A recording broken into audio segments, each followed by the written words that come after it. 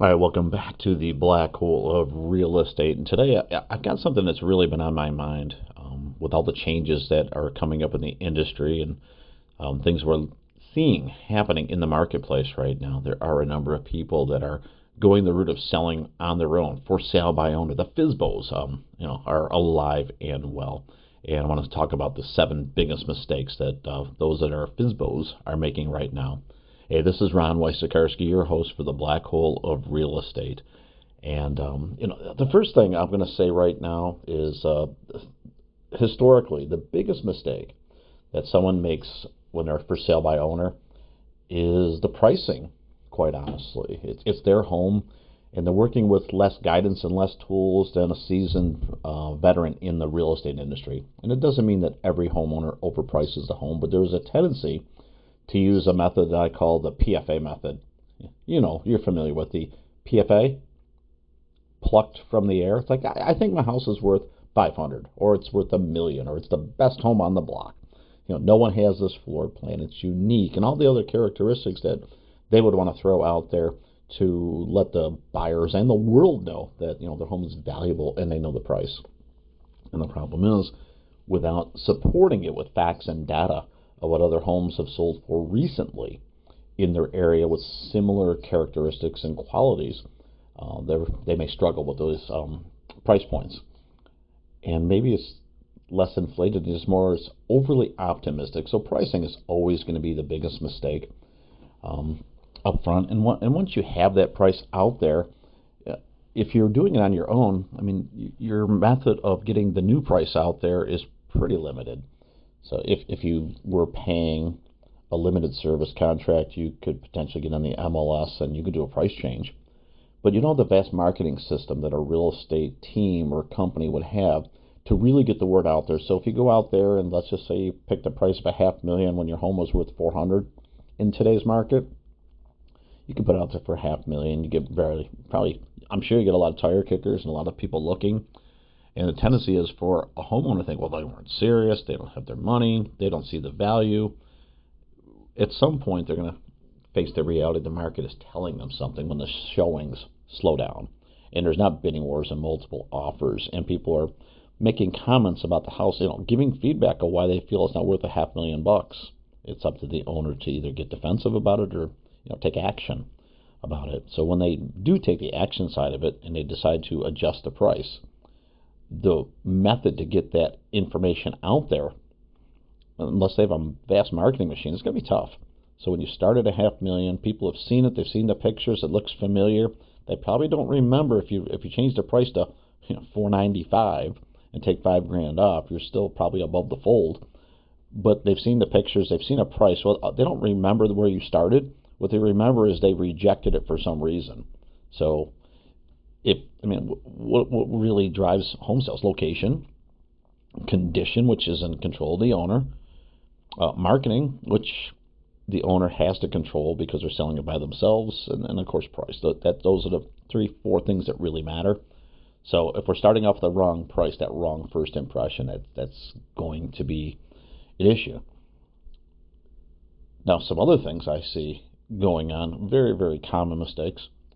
Homeowners don't answer the phone as often as an agent, and agents aren't always great at answering the phone. And when they do answer the phone, they might make it about their schedule. I've got to work, I've got this, I've got soccer games to go to or tennis to get to or something like that.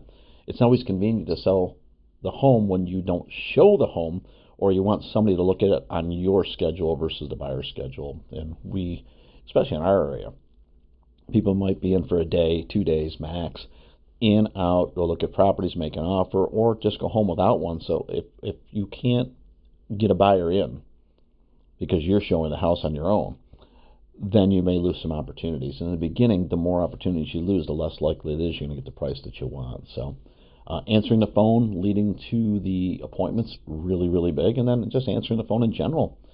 Do you know the right questions to ask and the right things to say to a buyer, and what would be making it attractive for them to make an appointment versus doing the appointment over the phone, so to speak. When it's your home, you tend to do a feature dump. You want to go on for 15 minutes about what the house looks like and what it has to offer, and quite often the buyer is like, I just want to see it. So, not answering the phone or how you answer the phone, definitely an issue. So, just right there, just pricing and answering the phone, two of the top mistakes that are being made right now, at least the ways that are that's happening. Now, there's also, and I don't know where this is coming from, but there is a commonality right now where a number of people are requiring buyers to send over proof of funds before seeing the property. Now, don't get me wrong. I think it's important to have pre-qualification letters or some show of assets when an offer comes in so the seller knows that you can actually purchase the property.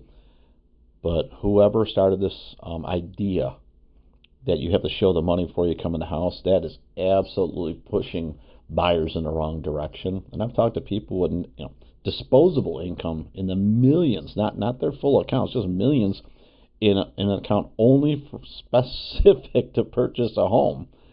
And if they're looking at a $500,000 range and they got $2.5 million sitting there, they probably don't feel they need to send that in there just to look at the house. So if you're restricting buyers from seeing your property and not able to look at it until they show you the money, that is probably pushing somebody in the wrong direction. I think you're losing some opportunity at that point. Now, once you get somebody to the house, not everybody wants a whole home tour.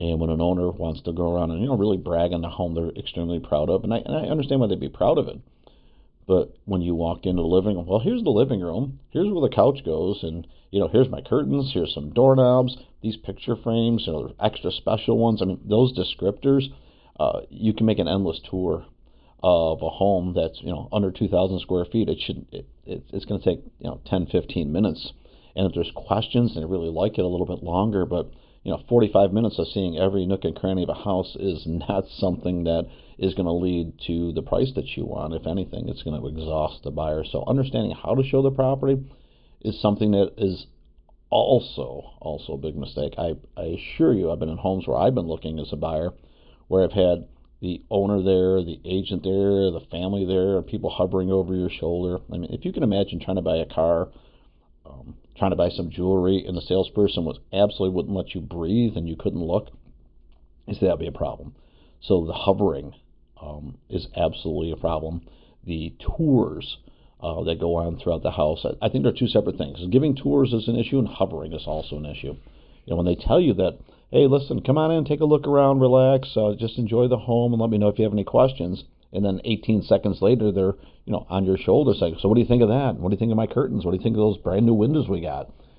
That is not a way to allow them to experience the home. I assure you of it. So, just stacking and racking right now. We've got some things that are really, really working in the wrong direction. Now, let's just suppose we overcome all of this and the person makes an offer. Over negotiating is absolutely taking place when we're trying to decide the price of the home that makes sense to the buyer, makes sense to the seller. Choosing the right closing agent, who's paying for those fees, is going to absolutely matter. And if the seller decides they're going to sell the home as is, buyer pays for all the commissions, buyer pays for all the closing costs, buyer pays for everything. And the buyer at some point is going to say, if I'm paying for all of that, I have to lower the price for it to make sense. And if the seller is not understanding of that, then what we get into is a buyer and a seller with no intermediary, sometimes just over negotiating the deal. And I think there's many times where there's a deal to be had, and there's a commonality that one wants to buy and one wants to sell. They just can't work out the details. And sometimes an advisor, someone guiding you through the process, can actually help the seller sell to the right buyer and the buyer buy from the right home. But sometimes the over negotiating gets in the way. The last thing is the commission piece right now.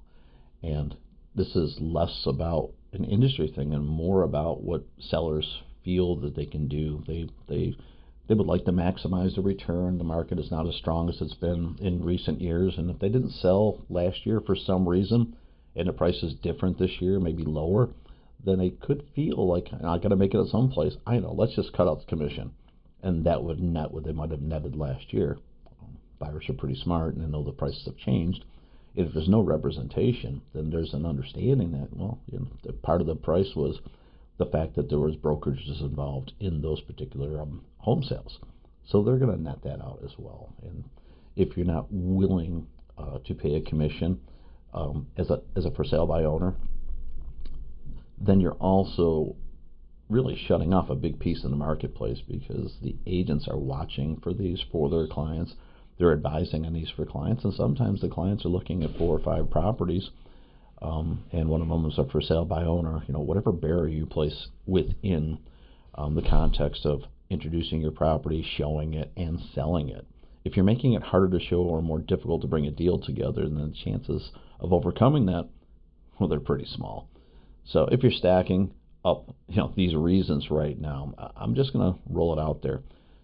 7 reasons: you price it wrong, you don't answer your phone, or you don't say the right things over the phone because you're just not trained for it. Requiring proof of funds just to see your property, absolutely a problem. Giving a home tour, there's one thing about giving a few directives around the house. There's another thing of hovering over somebody, so that falls into it. Having the right closing agent, making it convenient for everybody, and understanding who's going to pay for that. Over negotiating, and of course, the commission piece if somebody's going to be assisted on the sale on either side of this.